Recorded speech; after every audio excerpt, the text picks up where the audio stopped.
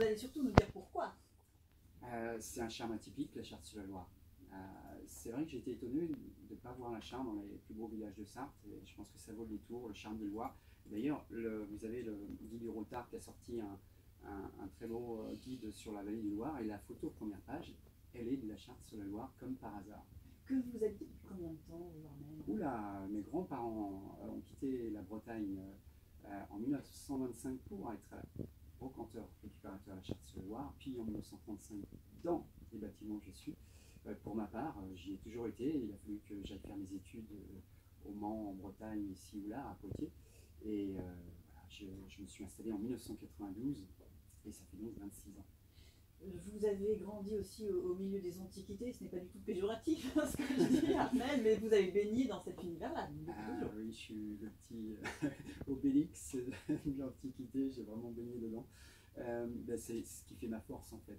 En fait, mes parents, eux, faisaient des salons antiquaires à travers l'Ouest, ils ont fait beaucoup la Bretagne, la Normandie, donc j'ai navigué de Brest à Quimper, de Quimper à Cherbourg et de Cherbourg à Nantes et en passant par Paris. Donc voilà, j'ai grandi avec plein d'images, plein de cultures, et ce qui fait que j'ai vu plein de choses et après j'ai juste appliqué et j'ai mis ma passion au service du village, et ce qui fait que ce village est devenu un village antiquaire brocanteur. Voilà, vous avez nettement contribué à le développer, ce village, à lui donner cette identité, mais vous n'êtes pas tout seul, il y a une association d'abord, puis il y a d'autres commerçants à vos côtés. Oui, alors la Charte, ce que je dis, c'est d'abord, c'est une commune qui a toujours eu un pôle de commerçants très important. C'est historique, il y a toujours eu cette rue ou cette place avec tous ces commerces côte à côte. Alors bien sûr, le commerce est en période de transition, il y a des boutiques qui se ferment, il y a encore quelques boutiques disponibles, hein. D'ailleurs je tends la perche à l'antenne, hein. On cherche quelqu'un, une papeterie serait très bien, une librairie, etc. Mais voilà, l'idée de... Aujourd'hui, il y a en France, vous avez de multiples petits villages comme ça qui se mettent en place avec des antiquaires brocanteurs. Et donc, le point de départ, c'est quand j'ai organisé Plus Antiquité Artiste il y a 16 ans, qui a eu un succès incroyable.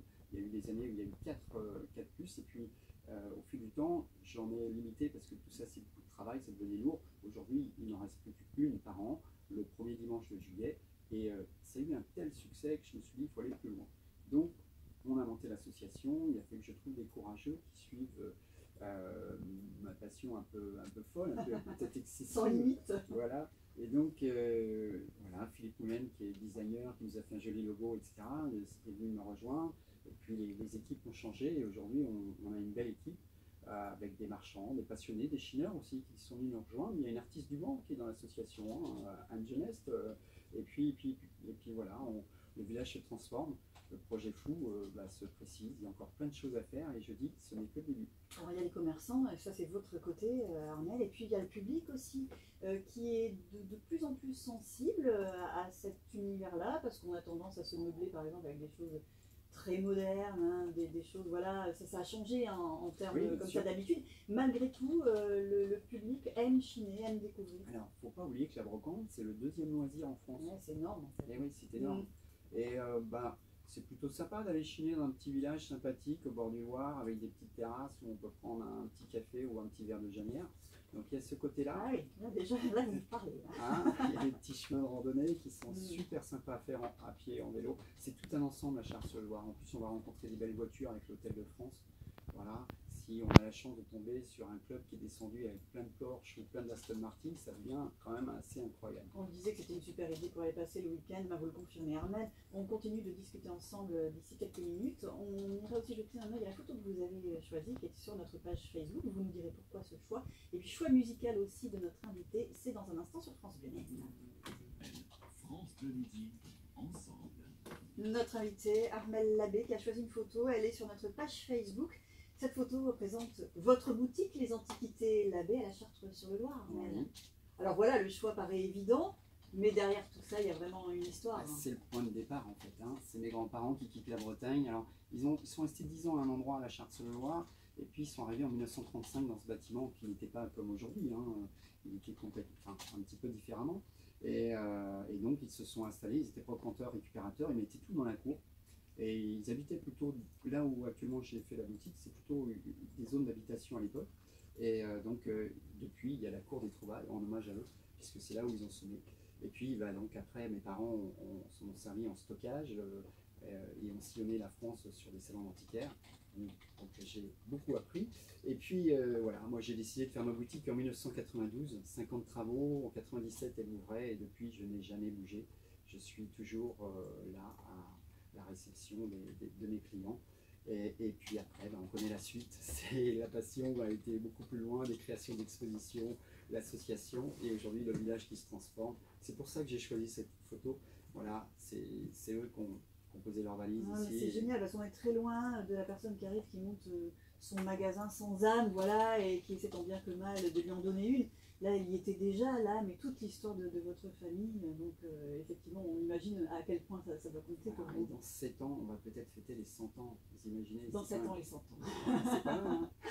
Vous n'êtes pas tout seul, hein, donc à Armel, il y a d'autres commerçants. Chacun a son identité à la Charte. Ah oui, bien sûr. On est 11 marchands d'antiquités brocantes différents. Ça va du design à l'art déco, donc boutique vintage, vous savez, accessoires, tout ce qui est accessoires, les sacs à main, les chaussures, Oui. etc.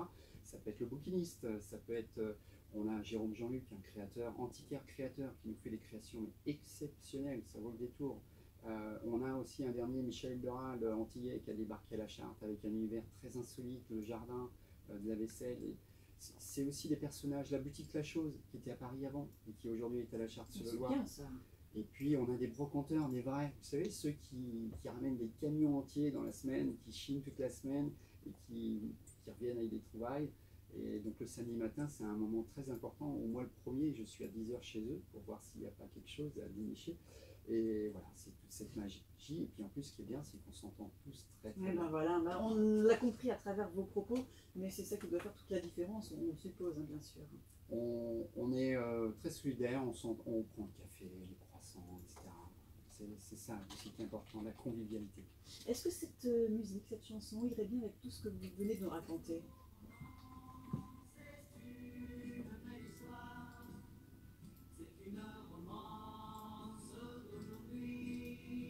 Un beau roman, une belle histoire. Pourquoi ce choix musical, Armel? C'était dur de choisir une Oui, chanson. oui, vous m'aviez. Alors, toute une liste, il m'a envoyé. Il me dit, ah, mais non, finalement, je vais pas prendre ça, je vais plutôt prendre ça.